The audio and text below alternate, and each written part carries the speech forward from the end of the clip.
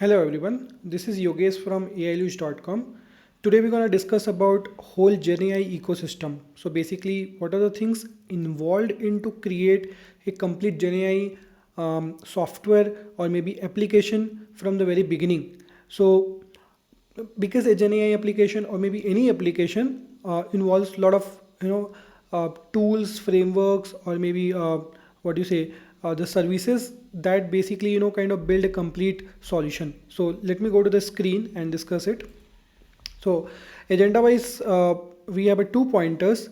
First is your generative AI development tools and framework, and second piece we also want to discuss about what are the tools and the frameworks that we used in this curriculum. So that is also very important that we have a tons of option here, but on this tons of option, what are the things we are going to utilize in our whole curriculum basically. And these options or these tools and frameworks have been chosen based on all this option, like whether these are reliable or not. Secondly, I also considered whether they are widely used or not. It's not like they are newly built, so they have been widely used. Third option is could be like whether they have a community support or maybe ongoing activities is going and it is not getting absolute, so it has a long term relevance also. And finally, it is easy to learn. So uh, considering this is a start, so we want to basically see those options which are easy to learn. So these are the four options I have chosen before finalizing that what are the pieces that go into the whole curriculum.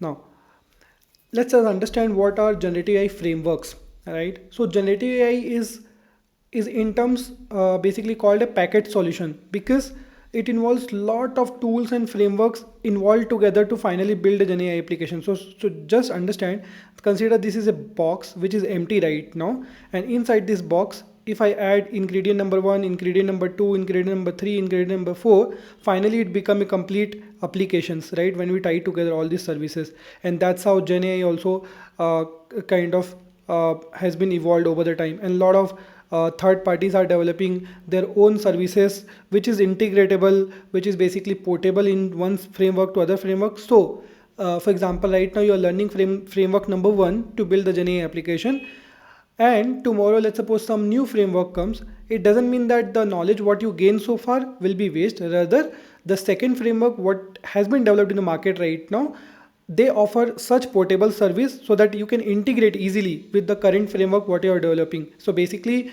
is all in all integration which is right now moving in the market. So two pieces which is very important to learn is about integration, because everything we can't do it by ourselves, rather we need to also understand how we integrate it. And the second part is more about automation part. So we'll discuss more in upcoming videos, but these are the two pieces where the industry is moving forward right now, and we also try to stick to these two topics basically.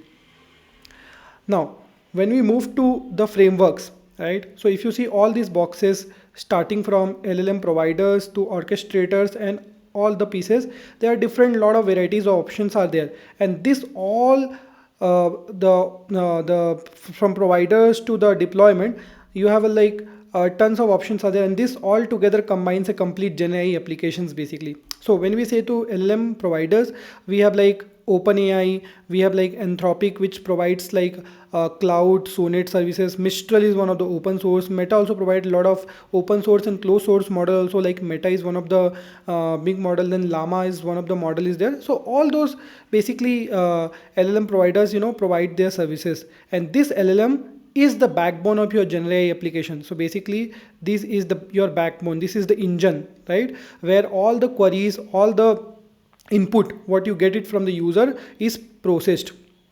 Then we come to orchestrator. Now there are plenty of option through that the query can be reached to LLMs. How it can be reached? Either you use direct APIs of this application, like OpenAI provides their own API, clouds provide their own API, and then Mistral, Llama, everyone has their own APIs. But the challenge is that the format of the input data or input payload what you provide to these APIs might differ because they are built by different organization, right? Now suppose today you are using OpenAI and tomorrow you are using cloud services. if you have to change this LLM models, it takes a lot of effort just by changing this model itself, right? So to basically, orchestrate or easily portate, I mean, what do you say, portable service of the LLMs, then this kind of frameworks came into picture like LangChain, LangGraph, TrueAI, AutoGen, Haystix. A lot of other pieces are there right now in the market. Those provide those portable services. They already wrote the wrappers around these functions, and those wrappers basically call these APIs directly. So you just need to pass whether you want to use OpenAI or whether you want to use Anthropic, and internally it takes care of that. So that's the beauty of this orchestrator services. Now coming to vector database, we have like plenty of option again. Now just understand what is the difference between vector database and normal database. Normal database stores the value. So let's suppose your SQL database right now. So you have a like SQL columns like your age, your ID, and then your key something. But whereas in the vector database, we're gonna discuss, we're gonna basically store the embeddings, right? What we discussed in earlier videos. So embedding is not a single value; it is a vector of values, right? It is a vector of values. So those things will get stored in this database easily. The SQL database or might be other database also is capable to use, but these are very optimized database, and that's the reason they are essentially built for the vector data part. Now Chroma is one of the example which is built by Google. Then Fias is one of the library, is built by Facebook. Very easy to start with Fias. And then Pinecone and the VV8 are those two data sets which can be used for scalable operations. So we're gonna discuss these pieces in the coming videos, but yeah, these are the vector database. Then coming to fine tuning. Now fine tuning is something when you don't want to use the predefined model. Basically, let's suppose predefined model are built on the complete internet data, and they have a lot of generalization is there. But if you want to train your data on your personal organizational based data or your personal domain data, then you might need to go ahead with the fine tuning option, because building a LLM is next to impossible. I mean, it is possible, but it could requires a lot of money, effort, and different aspects basically. So the one great option is right now is fine tuning, which is provided by LoRa, QLoRa, PEFT. All these services are there where we can use based on our modeling services. Now finally, after fine tuning, we come to evaluation and testing. So here basically we do validation of our model, whether the model what we built is really making sense, useful, and is basically relevant for the applications. So that's where like Langsmith is there, then weights and biases, Ragas, all those are good services which provides, and then you can utilize these services to just understand, debug, and really get to know whether your model is able to perform the certain KPIs or not. There are a lot of other KPIs like Blue and other things which we discussed in earlier videos that validation need to be done before we finally put to production. And then finally comes to the production part, production monitoring part.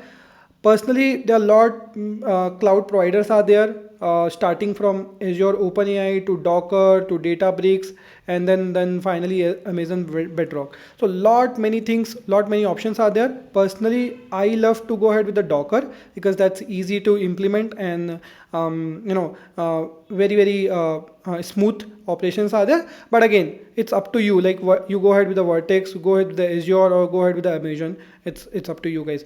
So these are the tools or maybe frameworks which is available for to build a complete application, and we want to touch upon each and every segment, right, from the LLM provider to deployment part in this curriculum. Now quickly, I just want to give a high level view like what we gonna touch in this complete curriculum, right? So starting from LLM model, we're gonna touch about both OpenAI model, which is basically closed source model, and also we want to touch upon some open source model also, which will be download from the Hugging Face website, and we're gonna see that how can we use this open source model as well.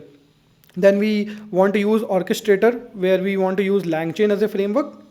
We also want to see the difference between how the API calling versus the LangChain would differ, right?